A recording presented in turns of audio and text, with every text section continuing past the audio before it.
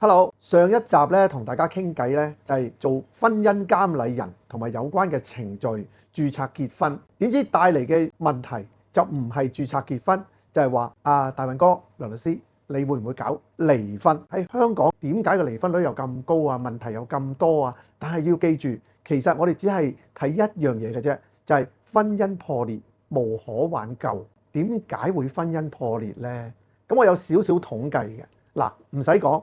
中國人啲講法咧係好正常會發生嘅，貧賤夫妻就百事哀，又或者巧婦就難為無米炊。咁原來咧大部分導致婚姻破裂嘅理由，原來離不開一個字錢。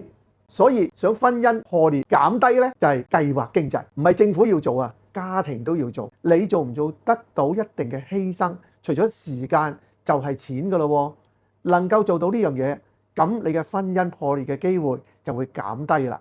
嗱，唔好話我唔警告你啊，離婚帶嚟嘅後果係可以好嚴重嘅。例如一間屋分為二，使費一定大咗，你唔會慳咗錢。第二，離咗婚之後，成個稅務都會有一定嘅改變，你有冇考慮過呢啲問題呢？好啦，當兩個人走遠咗，翻唔到嚟，就會導致婚姻破裂。